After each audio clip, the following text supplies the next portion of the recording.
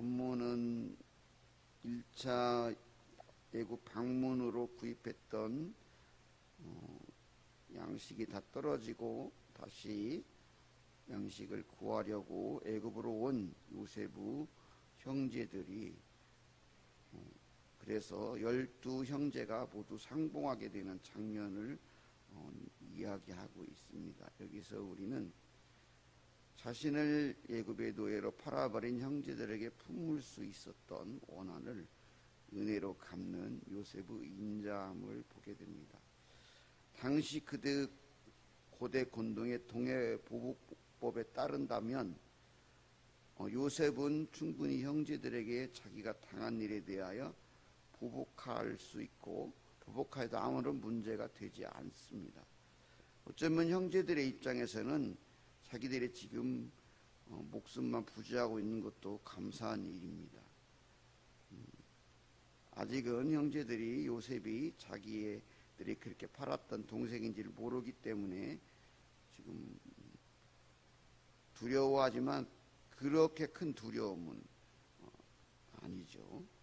그런데 이 동해 보복법이라는 문제가 뭐냐면 범죄를 방지하기 위한 역할이거든요. 눈을 빼면 눈을 빼는 거고 손을 부러뜨렸으면 손을 부러뜨리는 게 그게 어떻게 보면 좋은 의도도 있거든요.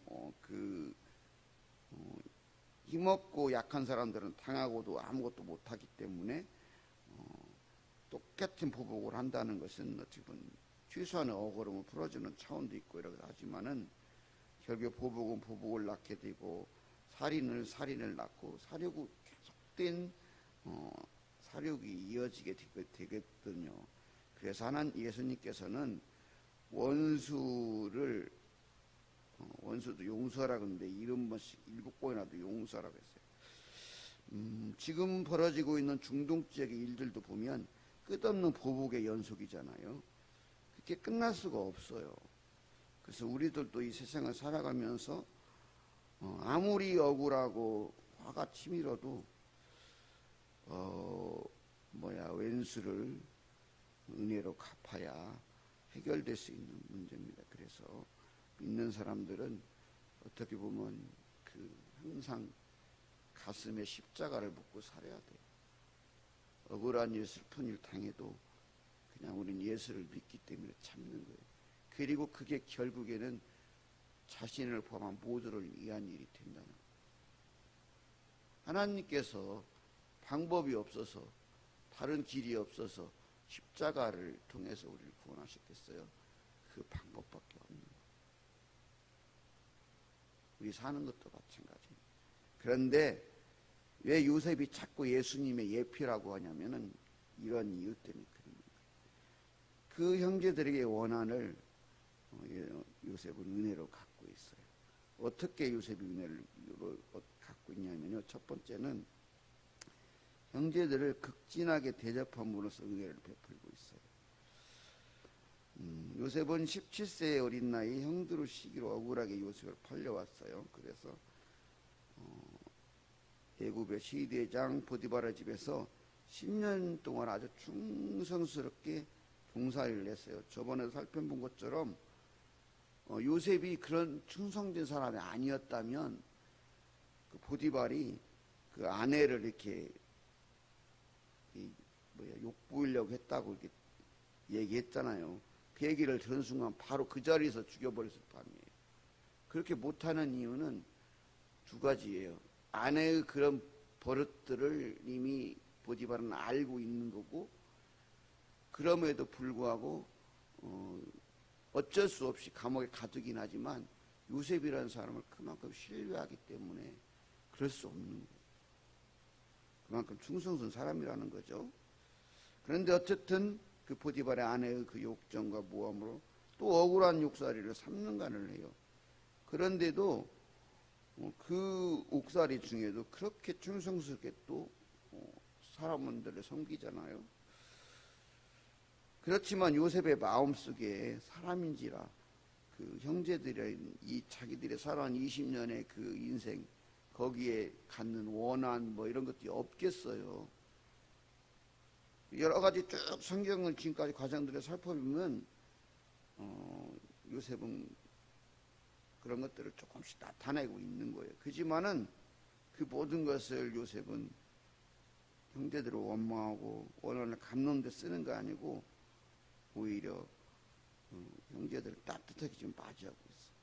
총리가 되어서 친구들을 어렵게 지금 또 1차 애굽 방문 후에 베냐민 동생까지 데리고 돈을 2배나 넣어가지고 또 예물에 이렇게 3가지를 더 가져오잖아요. 예물을 준비했죠. 갑절의 돈을 가지고 왔죠. 그다음에 베냐민 동생까지. 어떻게 보면은 지금 요셉은 그 상황들을 파악하고 있죠. 아버지를 포함한 형제들은 모든 것을 걸고 왔구나. 그 어려움, 그 마음의 고민 이런 것들을 다 알고 있죠. 그래서 먼저 형제들을 여행에 친 형제들을 위해서 발 씻을게 해주고 또 가축들에게도 먹이를 주게 하고 자기의 집에서 잔치를 베풀어요. 애굽 사람들이 볼 때는 요셉이 총리다 보니까 가만히 있는 거지만 이해가 안 되는 일이에요. 왜냐하면 애굽 사람들은 히브리 사람들을 목축하는 사람들이라고 해서 부정하게 여겨요. 목축하라는 일을 부정하게 여겨요. 그래서 나중에 이제 뒤에 보면은 그 고센 땅을 주면서 거기에서 분리해서 살게 하거든요. 부정한 사람들이라. 그런데 그 부정한 사람들을 집에 들여서 잔치까지 한다. 그리고 또 우리가 볼 때 그냥 잔치하니까 보다 근데 엄청난 잔치를 벌이잖아요. 애굽이라고 흉년이 없는 게 아니에요.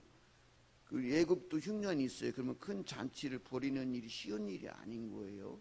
그리고 또 눈치도 있잖아요. 오늘날도 우리가 아무리 고관 대작이라도 다 백성들도 식량을 사다 먹고 막 하는 그런 상황에 잔치를 벌인다. 욕먹을 일이죠. 몰매 맞을 일이잖아요. 쉬운 일이 아닌 거예요, 사실은. 그런 건데도 불구하고 이렇게 극진하게 형제들을 대접하고 있는 거예요. 이게 얼마나 요셉이 진심 어린 마음으로 형제들에게 은혜를 베푸고 있는지를 보여주는 거예요. 우리가 예수를 믿는다는 것은 이런 것입니다.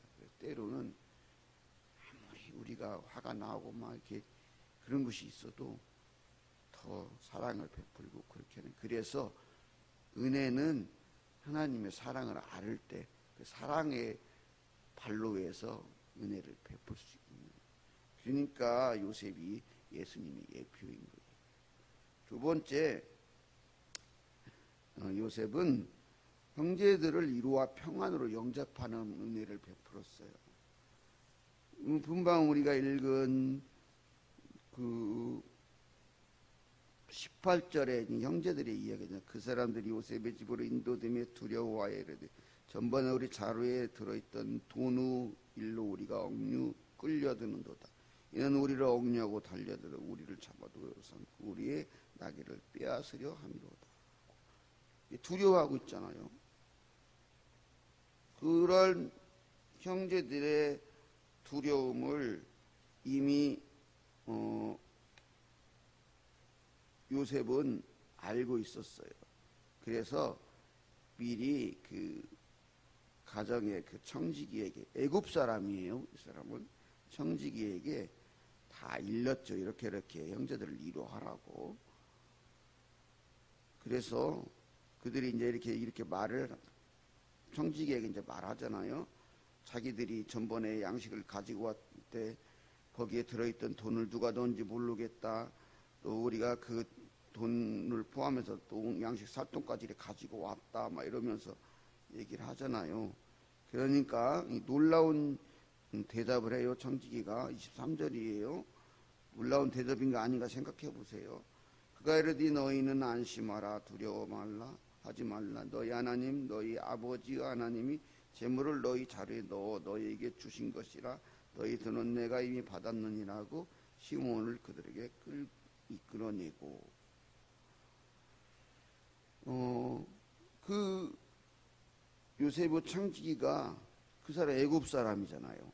애굽 사람들인데 요셉의 형들이 믿는 이스라엘 하나님, 그들의 아버지 하나님의 이름으로 요셉의 형들을 이루어 주었어요. 얼마나 놀라운 일이에요. 애굽